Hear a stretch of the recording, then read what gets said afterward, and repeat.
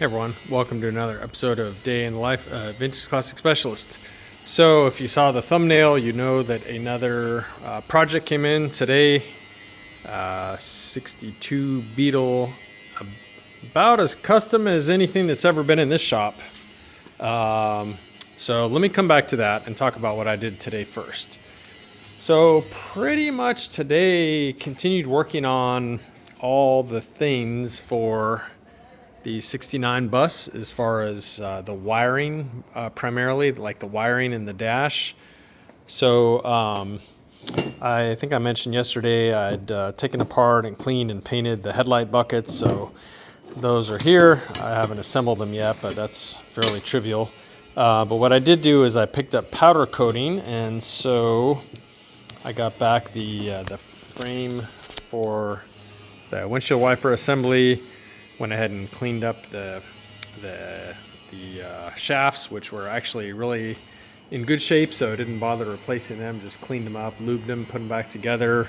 Likewise, all the bushings and everything on the rods are good. So pretty much, other than powder coating the frame, just cleaned everything, put it back together.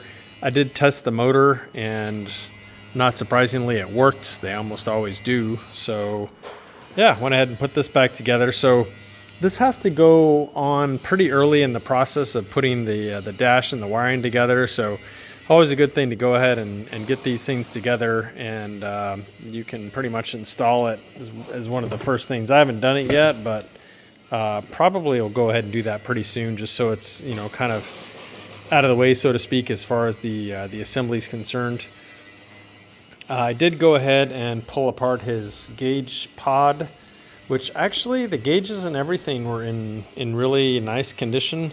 Basically just cleaned them very lightly with a microfiber towel, and the back of the housing here just had some kind of like, I don't know, light corrosion on it. So went over that real carefully with steel wool. So that's pretty much ready to go back together.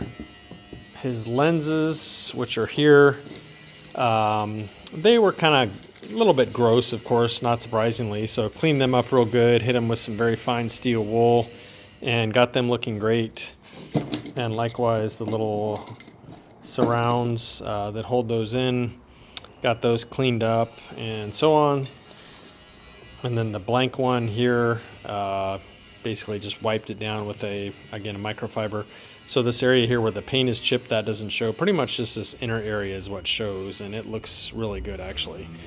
So yeah, and then the housing or the pod itself, got it cleaned up. However, I believe what I'm going to do is here, let's walk out to the bus. The dash itself, which I haven't really done anything yet, including haven't cleaned it yet, but it's really, really nice. It's got a couple small cracks down here, which aren't really in an area that show because the steering column mount kind of goes here. So I think what I'm going to do with this is take it over to Ed at OC Westy. So those of you that have been following the channel for a while know that green and white double cab we had Ed at OC Westy did a complete recovering of the dash with all the really nice stitching and stuff on it. Looked amazing.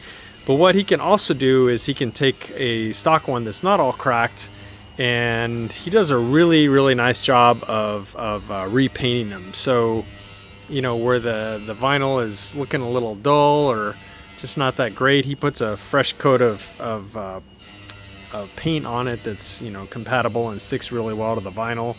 Makes it look brand new. Really does a good job. So I'm going to go ahead and have him do that. So he will do the dash itself, the block off plate, which we probably won't end up using because I'm pretty sure he's going to want a radio in, the glove box, and then the pod here. So all those things will match and look like they were all, you know, made to go with each other as they should.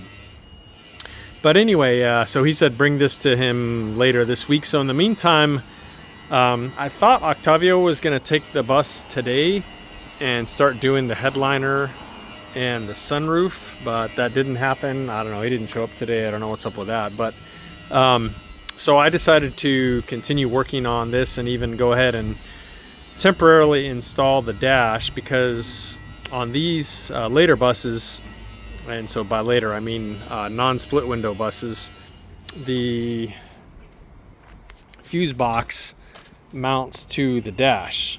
So to wire these things up, you really have to have the dash in place.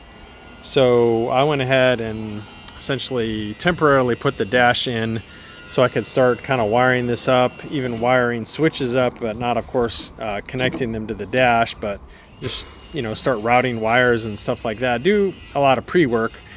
And then towards the end of the week, I'll go ahead and pull this off and send it over to Ed. He can work his magic on the cosmetics of it. And then when I get it back, I can kind of install it, and then, you know, some of the wiring will already be done. So yeah, I got these support pieces back from powder coating today also. So this is the one that supports the dash and also has the ratchet mechanism on it for the e-brake lever. And then this one here, of course, supports the steering column, and then some of the like flasher units and stuff mount on here. So yeah, anyway, made a little bit of headway on wiring it. And then the other thing that I did, if I have it here, is, yeah, I went through all the switches, and it's kind of hard to see, it just looks like a bag of junk, but this is a bag of all the original switches. Took them, cleaned them real thoroughly and stuff. The knobs, his knobs are all pretty nice actually. So yeah, I'm hoping that all these original switches work, because Wolfsburg West makes really good switches, but original working ones, you literally can't beat them. They are the best. And I suspect that these probably all work. So again, went ahead and cleaned them all up, and now they're just waiting to be wired up. So there's those. I think those are kind of the main things I did on it today, is just, you know, trying to keep all this stuff for the dash and the wiring moving forward. And then again, started a little bit of preliminary wiring there. And so that brings us to this car, which is a very, very, very custom 62. I believe the body is a 62, and I think it's on a 65 pan, if I recall correctly. And as you have probably guessed, it's on airbags, which, to be totally transparent, I don't have any experience with, but, you know, it's not rocket science. It's just valves and a little compressor and some wiring, so nothing we can't figure out. However, apparently in the lines, according to a friend of the owner who looked at it, one of the lines in the back has a leak on it, which is why it's pretty much sitting on the ground. So there's that. And the front bags apparently are not really sized correctly. So they're the shock absorber type that basically just go right where the stock shocks do. And apparently the bags in the front, the way it was explained to me, they're not strong enough to lift the weight of the car. So if you jack the car up and then pump up the front bags, it's enough to hold it up. But if the car is on the ground, like you let all the air out, then it's not really enough to lift it. So I don't know why somebody would, I don't know, maybe somebody just made a mistake when they ordered the bags. So this car has no torsion leaves in the front beam at all. It basically has through rods, which essentially just connect the trailing arms to the beam, but then they're sort of freewheeling on the beam. So there, again, no torsion bars in here at all, torsion leaves rather. So 100% of the front suspension is from the bags. And so yeah, apparently they're sized incorrectly, and in theory it should just be a matter of getting front bags, shocks, whatever you want to call them, air shocks that are strong enough to lift the front of this. We'll see. I don't know. Again, I'm kind of new to all this air ride stuff, so I've got a bit of a learning curve here, but again, not rocket science. Some valves, a little bit of electric. So the wiring and routing of hoses on this thing is kind of a mess. Actually, that's probably an understatement. So, and the original wiring harness is still here, and it looks terrible. It's about as bad a one as I've ever seen. So I already told the owner I'm going to rewire this car from scratch, at least as far as the stock wiring harness is concerned. And then all the electronics, the solenoids, etc., for the air ride system seem to be wired in kind of independently of the stock wiring system. So that's probably okay how it is, although I need to kind of go through it and, you know, make sure it's wired up safely and see if I can do something to neaten it up a bit. Let's see, what else? The car does, as you've probably noticed, have a giant stereo system in it, which I also don't really know much about, with a huge, I guess that's custom box in the back. So the story with the car is this company here, whatever it's called, their logo on there. I don't even know what that says. Loops, I guess. So Loops apparently is a shop in Arizona maybe or something that does choppers and hot rods. So that's their logos all over everything, and so the owner is hoping to get rid of some of that, keep the custom door panels, but somehow, I don't know, cover up those logos or put something different there, but we'll see. But anyway, the stereo system also seems to be wired in. There's a crap ton of wires and huge cables under the where the back seat would normally go here, so I think that the stereo system is also wired up kind of independently of the what would be the stock wiring harness. So we'll see, guys. On the topic of the stereo, that's essentially the head unit. It's just like a Bluetooth only, and then the opening in the dash right here is going to be where the little air ride control goes.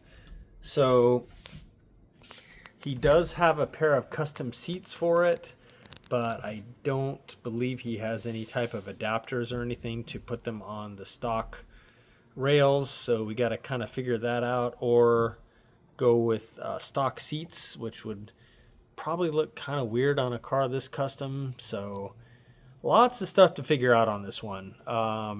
This project is definitely not going to be done overnight. It's going to be sitting here for a while with me sort of puzzling over and trying to figure things out. Let's take a look at the motor. So the motor is supposedly a 1600 dual port, and the current owner wants to, because again, this thing is basically a show car. I mean, he wants to be able to drive it, but he wants it, you know, to be very much like a show car as far as its appearance and so on. So he wants to replace all the engine tin with chrome, which of course is readily available. And then I believe he also says he wants a chrome firewall behind it. So all that having been said, the motor's got to come out. That's the only way to do all that, practically anyway. And then, yeah, this wiring harness is terrifying. So again, that's all coming out. And what else? Yeah, the motor runs. Apparently you can start it and it runs fine. I don't know that the car has been driven or not. I think it's probably been moved under its own power. But yeah, we have some interesting challenges here with this one. Should be a fun project. I'm hoping that it doesn't end up being a nightmare like custom cars can be sometimes. But again, learning curve for me on the bags primarily. The rest of it should be pretty straightforward, just wiring and tidying things up. It does have disc brakes all the way around. I felt by hand the brake pedal, and it doesn't seem to have any brakes at the moment. So, you know, needless to say, you got to go through the brakes, make sure it has brakes. Probably just a matter of being bled. I don't even know where the reservoir is. I'm guessing it's probably on the master cylinder up underneath here. So yeah, there you go, guys. Should be interesting. And again, this is little bit out of our wheelhouse as far as we don't normally do cars that are this custom. Of course, we have and can do custom cars, but like I said earlier, this is probably by far, I would say, the most custom car that's set foot, so to speak, in the shop. So it'd be kind of fun, something a little bit out of the ordinary for us. But yeah, there you go, guys. So stay tuned for that. And then again, this one just came in yesterday. Probably go ahead and start in on it pretty soon. The owner and I had a good conversation today, and he's looking to probably change the color of the car. He's wanting to do like a silver maybe, and probably stock interior, but custom as far as not the common square weave material. We're talking maybe even doing like a red or something with the silver. So give it a little bit of a I don't know, like a Porsche look, for lack of a better word. Maybe lower the front slightly. Maybe put like a 1776 in it with dual carbs and like a small performance exhaust or something. You know, nothing crazy, just a little bit more power. So yeah, not really a stock restoration. Be mild, very mild custom, especially compared to this custom beast here. But yeah, so really good conversation with the owner of this one today. So should be fun. Anyway, guys, that is it for today. Thank you for watching, and we will see you again tomorrow. Bye.